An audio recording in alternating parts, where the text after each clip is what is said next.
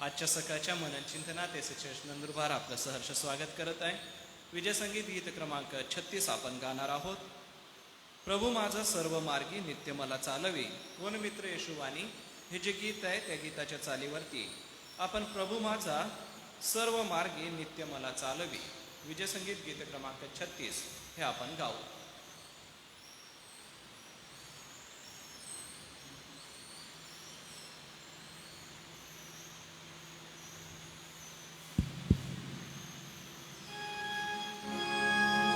प्रभु माझा सर्व मार्गी नित्य मला चालवी. वात्सल्य प्रीती तयाची मनी वागवी. दिव्य शांती सौख्य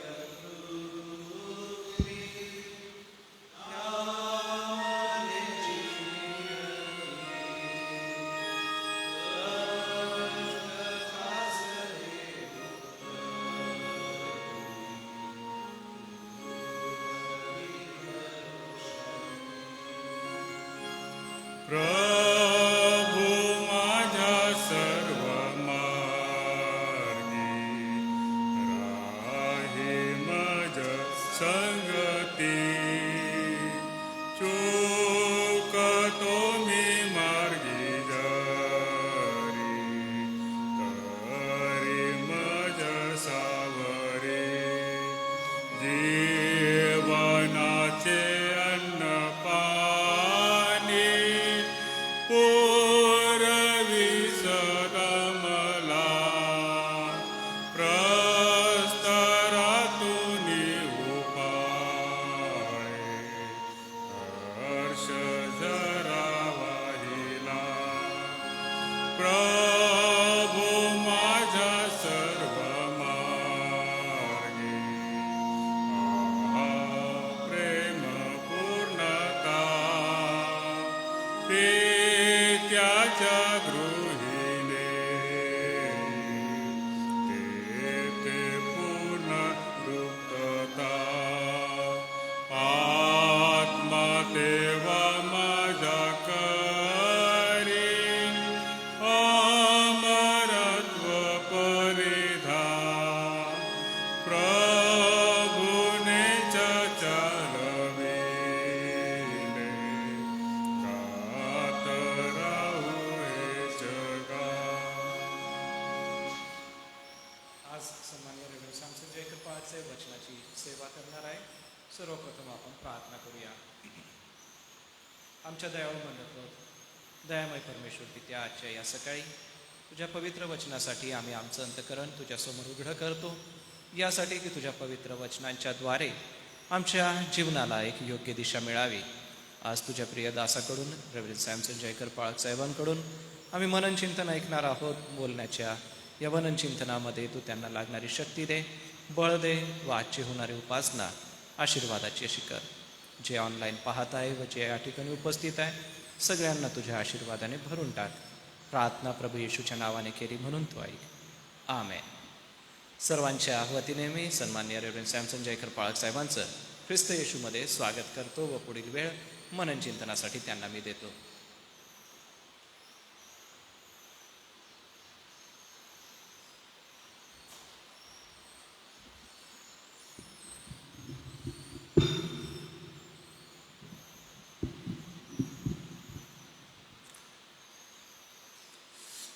धन्यवाद पाळक साहेब.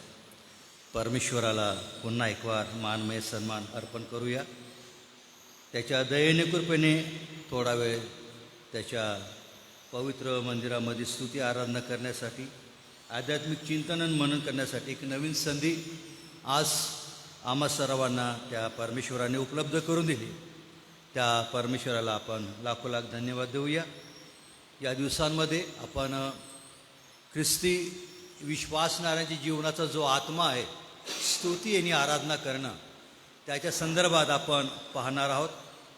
मागच्या तासामध्ये आपण पाहिलं होतं की परमेश्वराची स्तुती ही काय असते त्याच्या संदर्भात आपण थोडक्यामध्ये मनन केलेलं होतं. आणि पुन्हा एक वार इब्रिकरस पत्र याचा 13वा अध्याय आणि 15वं वचन, विशेष करून 14 आणि 15. कारण आपल्याला येथे स्थायिक नगर नाही, तर जे नगर पुढे येणार आहे त्याची आपण वाट पाहत आहोत. म्हणून त्याचे नाव पत्करणाऱ्या ओठांचे फळ असा स्तुतीचा यज्ञ आपण त्याच्याद्वारे देवाला नित्य अर्पण करावा. आणि या दिवसामध्ये ख्रिस्ती जीवनामध्ये आम्ही जेव्हा पुढं जातो, वाटचाल करतो, त्यावेळेला परमेश्वराबरोबर असणारे जी आमची सहभागिता आहे, परमेश्वरासोबत असणारं जे आमचं आध्यात्मिक नातं आहे, ते या जगामध्ये दर्शवण्याचं एक चिन्ह म्हणजे नित्य दररोज परमेश्वराची स्तुती आणि आराधना करीत त्याचा गौरव करणं हे एक आमचं एक आध्यात्मिक कर्तव्य आहे. आणि गेल्या वेळेला आम्ही पाहत असताना स्तुती करणं ही खूप चांगली आणि आनंदाची गोष्ट आहे. सर्व प्रकारच्या परिस्थितीमध्ये आम्हाला स्तुती करायची आहे. आणि विशेष करून आमच्या जीवनामध्ये ज्या विविध प्रकारच्या समस्या उद्भवतात, संकट येतात, अनेक प्रकारचे प्रॉब्लेम क्रिएट होतात, त्या आमच्या मनाच्या विपरीत घडलेल्या परिस्थितीमध्ये स्थिर राहून त्या परिस्थितीमध्ये केली स्तुती आराधना आहे ही सर्वात श्रेष्ठ आराधना असं म्हटलेलं आहे. आणि म्हणून आपण या दिवसामध्ये देवाची स्तुती करणं हा एक आमचा एक यज्ञ आहे, तो आम्हाला नित्य अर्पण करायचा आहे. का? कारण इब्रिकराचा लेखक म्हणतो की आम्ही या जगामध्ये एक प्रवासी आहोत, आम्ही परके आहोत, आम्हाला येतं स्थायिक नगर नाही आहे. जे नगर पुढे येणार आहे त्याची आपण वाट पाहत आहोत. आणि म्हणून जे सार्वकालिक जीवन देवाने येशू ख्रिस्ताच्या द्वारे मंडळी म्हणून आम्हा सर्वांना दिलेलं आहे, त्या ठिकाणी जात असताना त्या प्रवासाच्या दरम्यान या पृथ्वीवरील जे आमचं कर्तव्य आहे ते करण्यासाठी मंडळी म्हणून, त्याचे लोक म्हणून, त्याचे लेकरं म्हणून आम्हाला आमच्या स्तुतीचा यज्ञ आम्हाला नित्य देवाला अर्पण करायचं आहे. आणि म्हणून या दिवसांमध्ये आपण पाहणार आहोत की स्तुती म्हणजे काय. आम्ही पाहिलं असताना आज आम्ही विशेष करून एक नकारात्मक दृष्टिकोनातून पाहणार आहोत की स्तुती करणं हे नकारात्मक दृष्टीने कसंही होऊ शकतं किंवा कोण स्तुती करू शकत नाही. आणि मग हा मनन संपल्यानंतर येणाऱ्या दिवसामध्ये काही मूळ भाषेमधील शब्दार्थ आहेत स्तुतीच्या संदर्भात, त्याचा अर्थ काय आहे ते पाहून मग आम्हाला त्याची प्रचिती येईल की ॲज अ ख्रिस्ती म्हणून माझं जे धार्मिक कर्तव्य आहे, आध्यात्मिक कर्तव्य आहे, त्यामध्ये स्तुती करणं किती महत्त्वाचं अंग आहे. आणि म्हणून या दिवसामध्ये आम्ही देवाला निरंतर आहे त्या प्रसंगामध्ये जेथे आहोत तेथे राहून आम्ही देवाला नित्य स्तुतीचा यज्ञ अर्पण केला पाहिजे. आणि म्हणून आजचं मनन परमेश्वर देवा आपल्या सर्वांसाठी आशीर्वादित करणार आहे हा आमचा विश्वास आहे. या प्रार्थना करू थोडा वेळ. परमेश्वरा आभार मानतो, तुला धन्यवाद देतो. पुन्हा एक वार तू मस्त पाप्यावर दया केली. आजचा एक नवीन दिवस तुझी सेवा करण्यासाठी ही संधी तू मला उपलब्ध करून दिली. देवापा आभार मानतो, तुला धन्यवाद देतो. आणि पुन्हा एक वार देवजो बाप, देवजो पुत्र, देवजो पवित्र आत्म्याच्या नावाने आम्ही सर्वजण मी तुला शरण येतो. प्रभू तू आमचा स्वीकार कर. आज विशेष करून तुझ्या पवित्र वचनाद्वारे आध्यात्मिक चिंतन आणि मनन करत असताना आमचं ख्रिस्ती जीवनाचं जे मूलभूत आणि आवश्यक असं जे अंग आहे स्तुती आराधना प्रार्थना करीत सदैव तुझं गौरव करण्याची जे बापा आम्हाला तू आज्ञा केलेली असताना त्या संदर्भात आम्ही थोडक्यामध्ये आज आम्ही नकारात्मक दृष्टिकोन पाहत असताना प्रभू तू माझं आणि मंडळीचं सहाय्य कर. ऑनलाईन सभेमध्ये जे सहभागी झालेले आहेत देवा आमचे सर्व प्रियजन आहेत त्यांची आम्ही आठवण करतो. त्यांना या मननाच्याद्वारे तू आशीर्वादित कर. आणि आज आमच्या एकत्र येण्याच्याद्वारे प्रभू तुझं गौरव दे अशी मी तुला प्रार्थना आणि विनंती करतो. मान महिमा सन्मान तुला अर्पण करतो. येशूच्या नावाने प्रार्थना केली म्हणून तो ऐक. आमेन. आज आपण नकारात्मक दृष्टिकोनातून पाहणार आहोत की स्तुती कोण करू शकत नाही.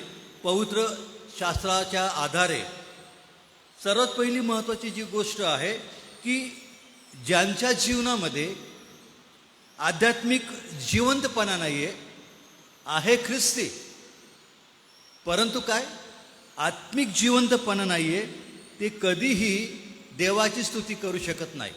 हे सर्वात मोठं अडखळण आहे.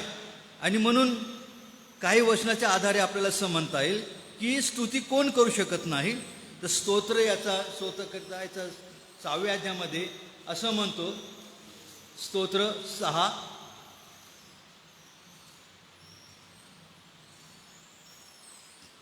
5व्या वचनामध्ये दावीद राजा म्हणतो या ठिकाणी देवाच्या वचनाद्वारे, कारण मृतावस्थेत तुझे स्मरण कोणाला राहत नाही, अधोलोकात तुझे उपकार स्मरण कोण करणार. सोबतच स्तोत्र 88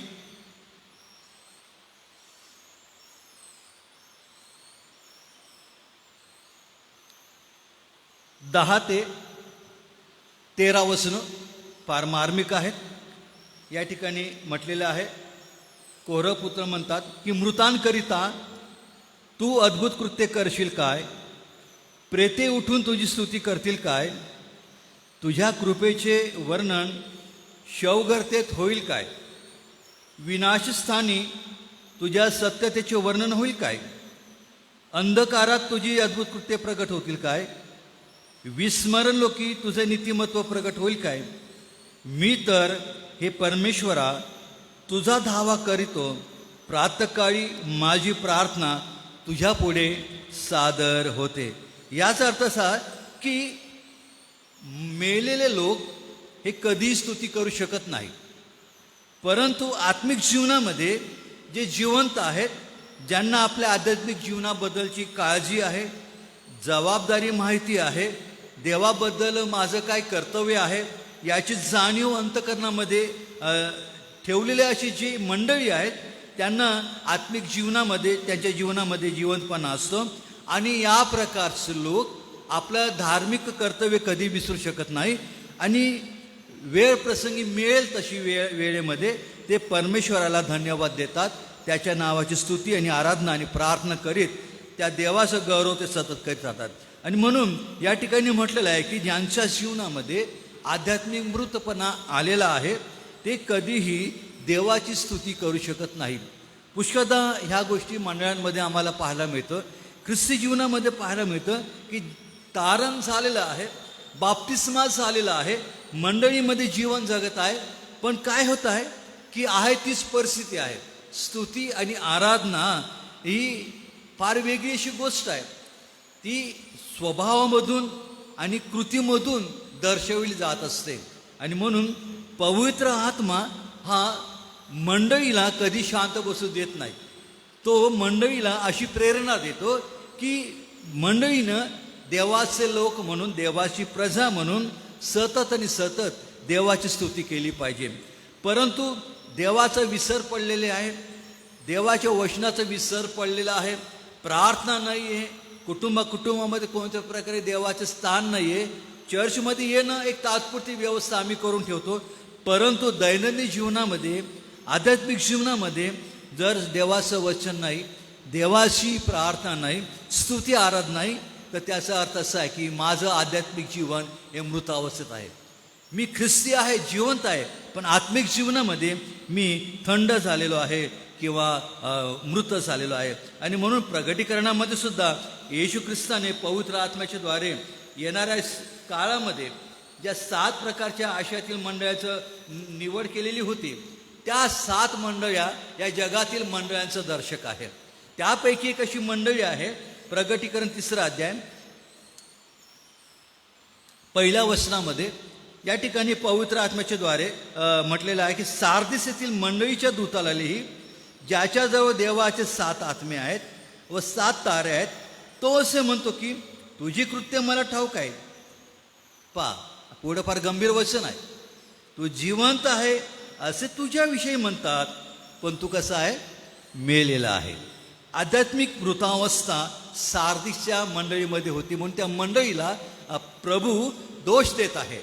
पुष्कळदा या प्रकारचं आमचं जीवन होऊन जातं. आणि म्हणून जर आम्ही खरोखर परमेश्वराचे लोक आहोत, देवाचे लोक आहोत, आमचं तारण झालेलं आहे, तर आमची दुसरी पायरी हीच आहे की आमच्या या तारलेल्या जीवनामधून नेहमी आम्ही देवाची स्तुती आणि आराधना करून त्याला आम्ही धन्यवाद दिला पाहिजे. दुसरी महत्त्वाची गोष्ट आहे की स्तुती आराधना कोण करू शकत नाही?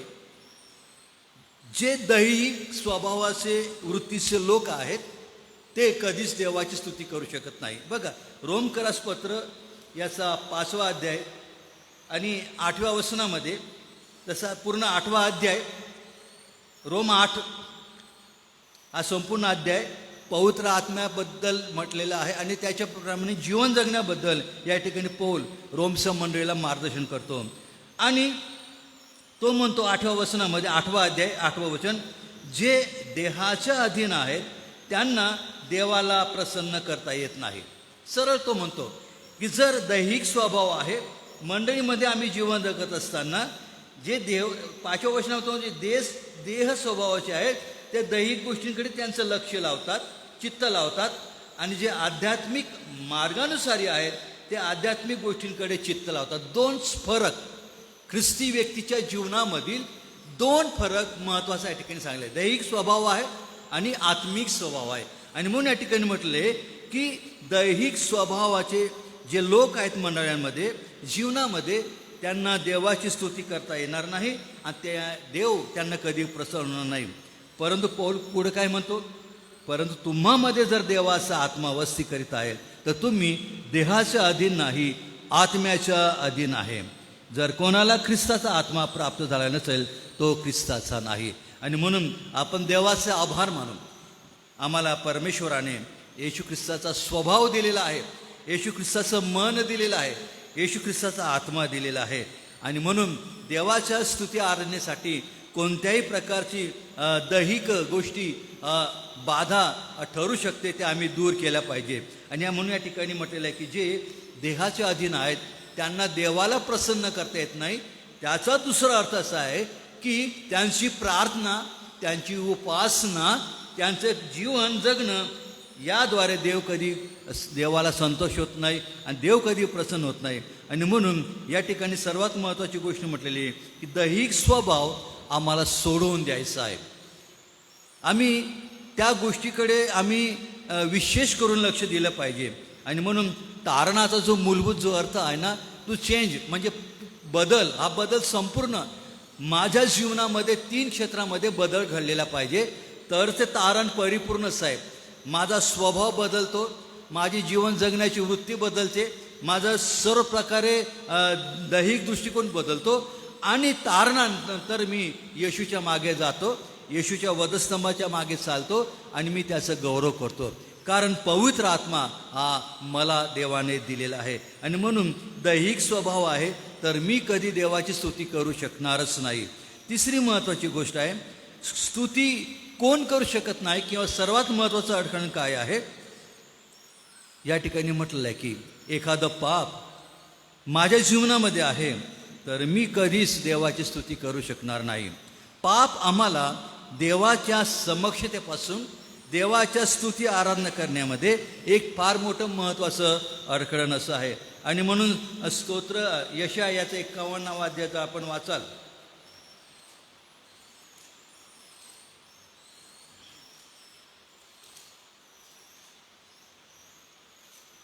यशाया 59 त्या ठिकाणी पहिल्या 2 वचनामध्ये ही एक आडभिंत वर्णन केलेली आहे.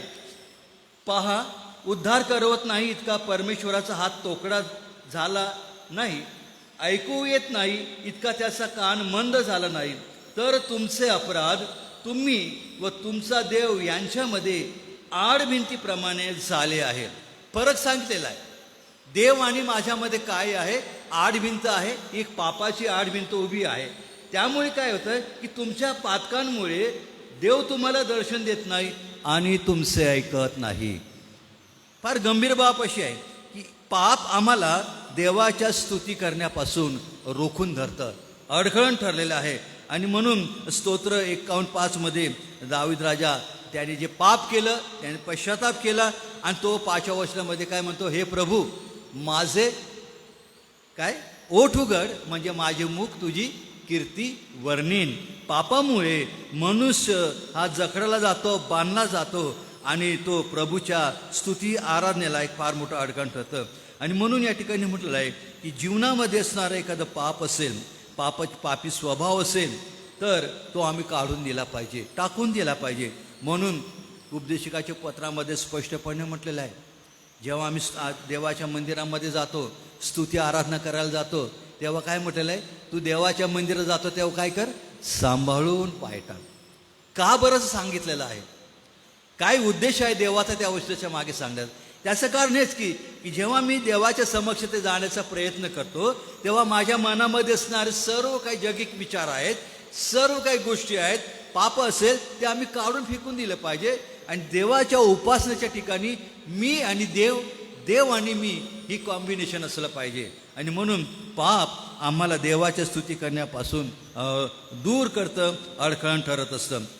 चौथी महत्त्वाची गोष्ट आहे, मनातील अयोग्य विचार, मनातील अयोग्य हेतू देवाची स्तुती करण्यापासून आम्हाला दूर करत असतात किंवा परावृत्त करत असतात. स्तोत्रसंहिता याचा 66वा अध्याय आपण काढू. त्यामध्ये दावीद राजा काय म्हणतो? स्तोत्र 66 18-19.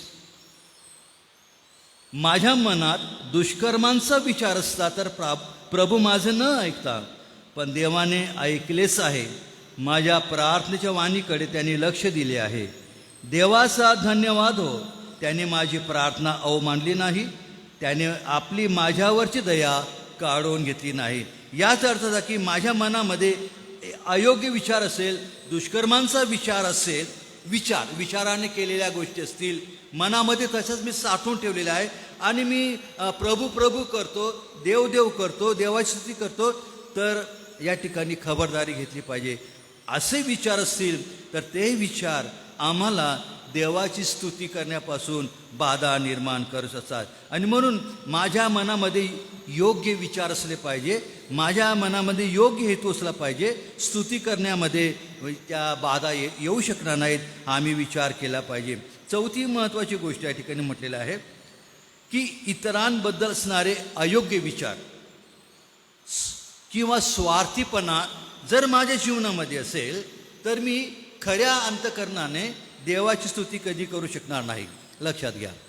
आणि याचं एक सुंदर उदाहरण येशू ख्रिस्ताने लूक याचं 18वा अध्याय 9 ते 14 या वचनामध्ये 2 व्यक्तींच्या जीवनावरून दिलेलं आहे. 2 व्यक्ती आहेत, दोघंही मंदिरामध्ये गेलेले प्रभूची स्तुती आराधना करायला. एक परुषी आहे आणि एक जकातदार आहे. बघा, दोघी देवाच्या सहवासात आहेत, दोघी शेजारी आहेत, दोघी प्रार्थना करत आहेत, चांगली गोष्ट आहे.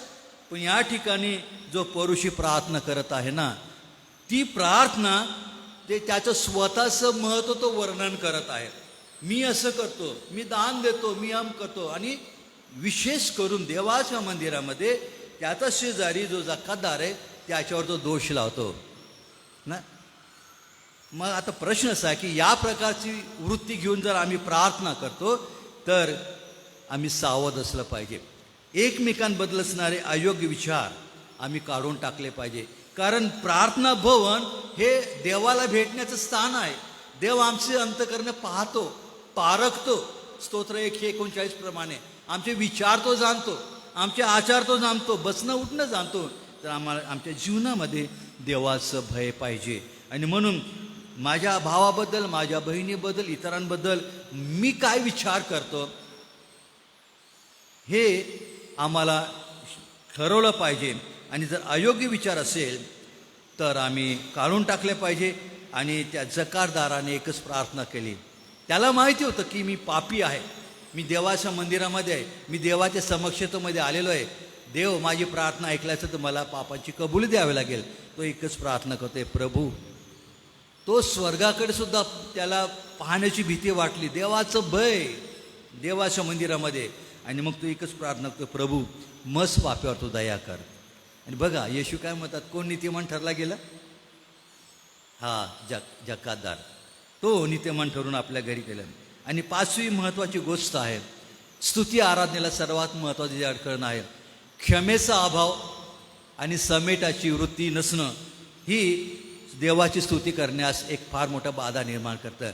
आणि म्हणून मत्तई 6:14-15, मत्तई 5:22-24 प्रभू ख्रिस्ताने स्पष्टपणे म्हटलेलं आहे, जेव्हा तुम्ही देवाच्या मंदिरामध्ये तू जातोस, दान अर्पण करायला जातोस, तर दान तू तसं अर्पण करू नको. तू दान अर्पण करू नको. काय कर, आधी प्रथम आपल्या भावाकडे जा, काय मनामध्ये असेल ते काढून टाकतो, क्षमा माग, समेट कर, आणि मग येऊन तो दान तू अर्पण कर. प्रभूची प्रार्थनेमध्ये पण आपण फक्त म्हणतोस कारण की स्वर्गाचं राज्य त्यात आहे, आमेन म्हणतो आम्ही, मान महिमा सन्मान, पण शेवटी येशूने शेवट समारंभ पुढच्या वचनांमध्ये केलेला आहे 14 आणि 15. जशी तुम्ही एकमेकांना मनापासून क्षमा करणार नाही, तर माझा स्वर्गीय पिता सुद्धा तुम्हाला क्षमा करणार नाही. बघा, क्षमा न करण्याची वृत्ती मला स्वर्गापासून सुद्धा रोखू शकते. एक फार मोठं अडखळण आहे. आणि म्हणून या दिवसामध्ये आम्ही आनंदाने स्तुती केली पाहिजे, उत्साहाने स्तुती केली पाहिजे. परमेश्वराचं भय धरून स्तुती करीत असताना या अडखळणाऱ्या या ज्या गोष्टी आज आम्ही पाहिलेल्या आहेत, त्या आम्ही दूर करण्याचा आम्ही प्रयत्न केला पाहिजे.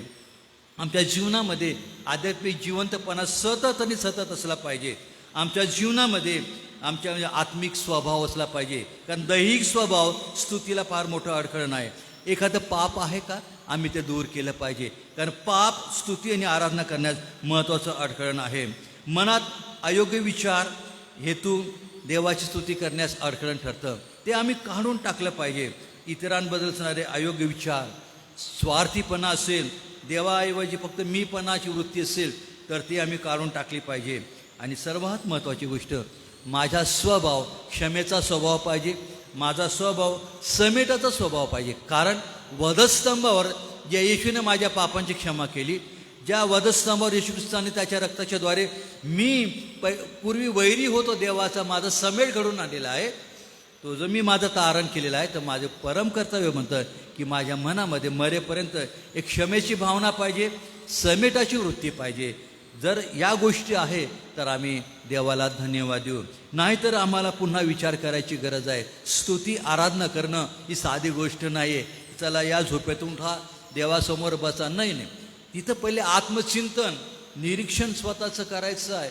पौल म्हणतो मंडळीला, करीच्या मंडळीला, म्हणून काय करायला पाहिजे, तुम्ही आत्मपरीक्षण केलं पाहिजे प्रत्येक गोष्टीमध्ये. फक्त प्रबोधन विधीच्या वेळेलाच नाही, दैनंदिन जीवनामध्ये आत्मपरीक्षण करणं फार महत्त्वाची गोष्ट आहे. आणि म्हणून जेव्हा जेव्हा आपण देवाच्या स्तुतीला सामोरं जातो, आराधना करतो, शास्त्र वाचतो, प्रार्थना करतो, मंदिरामध्ये असू द्या, कौटुंबिक जीवनामध्ये असू द्या, कोणत्याही प्रार्थना विभागामध्ये असू द्या, आम्हाला हे ठरवायचं आहे की काय केल्याने देव माझ्या आराधनेकडून प्रसन्न होईल. आणि म्हणून पौल म्हणतो की जे दैहिक स्वभावाचे आहेत ते देवाला कधी प्रसन्न करू शकणार नाही. या दिवसामध्ये आपण येशूने सांगितल्याप्रमाणे आत्म्याने आणि खरेपणाने जिवंत देवाला धन्यवाद देऊन त्याचा गौरव करण्याचा प्रयत्न करू. या लहानशा मननाच्या द्वारे देवबाप तुम्हा सर्वांना आशीर्वाद देव. Thank you very much. फारच प्रेरणादायी देवाचं हे पवित्र वचन आमच्याकडे आलेलं आहे. क्षमा आणि सोबतच देवाची स्तुती करणं या महत्त्वपूर्ण गोष्टी आपल्या जीवनासाठी आहेत. प्रियांनो, हे मनन आपल्या सगळ्यांसाठी देवबाप आशीर्वादाचं करो. परमेश्वर पित्याचा आभार मानतो आणि पाळक साहेबांचंही मनपूर्वक आभार मानतो. आज या पवित्र वचनाच्या सेवेसाठी आपण जी गौरवी सेवा केली, आज ज्यांचे जन्मदिवस आहे त्यांना मंडळीच्या वतीने शुभेच्छा देतो आणि त्यांच्यासाठी आज आम्ही प्रार्थना करणार आहोत. आज निलिमा भोसले धुळे ह्या ठिकाणावरून आहेत, त्यांच्यासाठी आपण प्रार्थना करूया. निखिल खरे, परशुराम कोकणी, राजेश गावित, सुवार्ता कोतक, महिमा खरे या सर्वांचे जन्मदिवस आहे. प्रभुदेव बाप या सर्वांना जन्मदिनाचा आशीर्वाद देव. कोतक, सुवार्ता कोतक यांचा जन्मदिवस आहे आणि महिमा खरे. सोबतच पावसासाठी प्रार्थना करूया. काल थोडासा पाऊस झाला, परंतु आपल्याला गरज आहे आणि साथीचे आजार पसरत आहेत, यामध्ये प्रत्येकाला आरोग्य असावं यासाठी आपण प्रार्थना करूया. मी रेव्हरंड विश्वास पाडवी साहेबांना विनंती करणार आहे, सर्वांची वतीने कृपा करून तुम्ही पुढे येऊन प्रार्थना करा.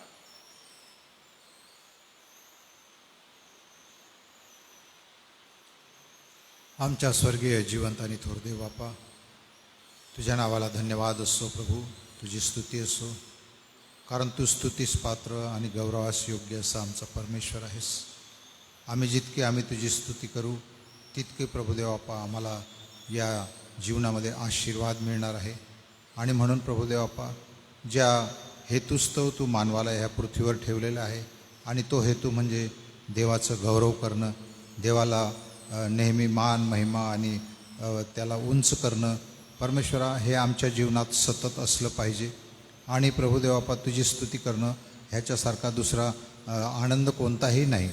आणि म्हणून प्रभू, आज तुझ्या दासापुढे जे काही वचन आमच्याकडे आलेलं आहे प्रभू, त्या वचनाद्वारे आम्ही आमचं आत्मपरीक्षण करावं, यासाठी की देव बापा आम्ही कुठे ना कुठे तुझी स्तुती करण्यामध्ये उणे पडतो, कुठे ना कुठे प्रभू आमच्यामध्ये दुर्बलता येते आणि तुझी स्तुती करण्याचा उत्साह प्रभू आमचा मावळून जातो. यासाठी की जे जगी अडखळणं आमच्यासमोर आलेले आहेत, त्या अडखळणामुळे आम्ही तुला पावित्र्याने युक्त होऊन तुझं गौरव करू शकत नाही. म्हणून देव बापा, आज पुन्हा एकदा आमच्या या अशक्त जीवनाला तुझा स्पर्श कर, आमच्यामधलं सगळं अशक्तपणा तू काढून टाक आणि मन उंच करून पवित्रतेच्या शोभेने आम्ही तुझं गौरव करावं, असंच तू दयेने आणि कृपेने होऊ दे. स्तोत्रकर्ता म्हणतो, या हो या आपण परमेश्वराचा जय जयकार करू, या हो या आपल्या उत्पन्नकर्त्याचा आपण जय जयकार करू. अशा प्रकारे प्रभू मन उंच करून, आपले हात उंच करून आणि मोठ्याने आम्ही तुझी स्तुती आणि तुझं गौरव करावं, असंच तो आमच्या जीवनामध्ये होऊ दे, अशी आम्ही तुला प्रार्थना आणि विनंती करतो. आजच्या सुंदरशा वचनाबद्दल आम्ही तुझे आभार मानतो आणि तुझी स्तुती करतो. देव बापा, या दिवसामध्ये मंडळीच्या ज्या विनंत्या आहेत, प्रार्थना आहेत प्रभू, त्यामध्ये प्रभू जे आजारी जन आहेत त्यांची आम्ही आठवण करतो. प्रभू देव बापा, त्या सर्व आजारी जनांना तुझ्यापासून येणारं आरोग्य, तुझ्यापासून येणारी शक्ती, नवीन उत्साह याची गरज आहे प्रभुदेव बापा. औषधोपचार आणि जगिक प्रयत्न हे आमचे आहेत प्रभुदेव बापा, तरी परंतु देवा तुझ्यापासून जे काही आम्हाला जीवनामध्ये शारीरिक स्वास्थ्य मिळतं ते अतिउत्तम आहे.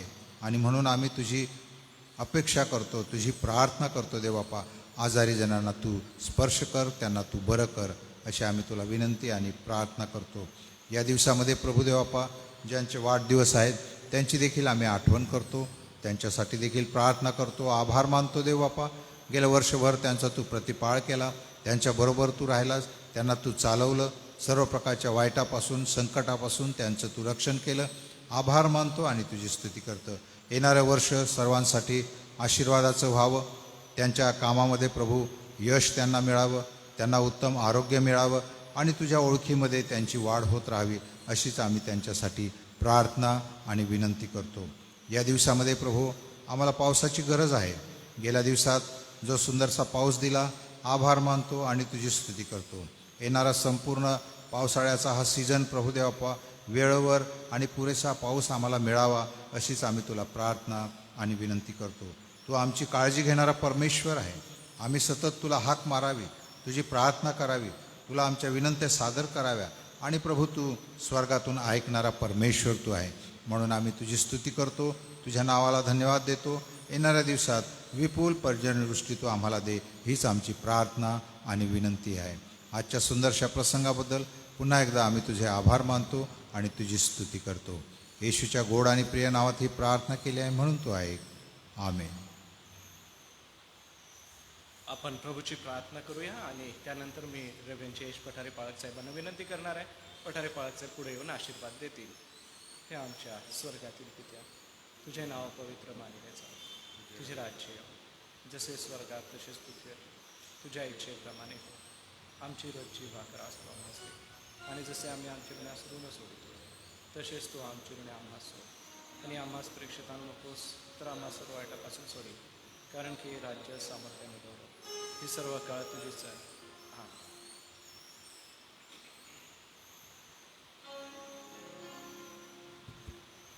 आणि आता आपला तारणारा प्रभू येशू ख्रिस्त याची कृपा, देवबापाची प्रीती आणि पवित्र आत्म्याची गोड संगती या मंडळामध्ये उपस्थित असलेल्या प्रभूच्या सर्व दासांबरोबर, ज्यांचे जन्मदिवस आहे त्यांच्याबरोबर, आमच्या SM ट्रस्ट आणि SA चर्चच्या सेवा कार्याबरोबर देवाची मंडळी आणि इस्रायल राष्ट्र याबरोबर आता आणि सदा सर्व काळ असो.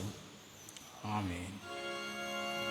ख्रिस्त पवित्र शांती सत्प्रेमी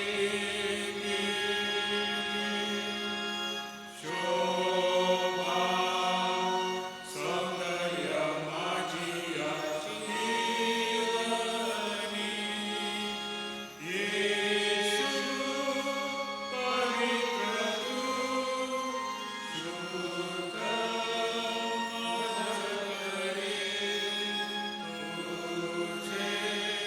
सौंदर्य विसोयाची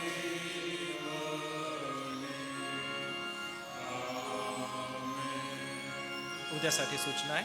उद्या महिन्याचा पहिला शुक्रवार म्हणून आपण साखळी प्रार्थना घेऊ, परंतु 10 वाजता आपलं जे मनन आहे ते मनन राहील. आणि उद्याचं जे मनन आहे ते मी रेव्हरंड विश्वास पाडवी साहेबांना विनंती केलेली आहे, ते उद्याचं मनन घेतील. सर्वांना सलाम.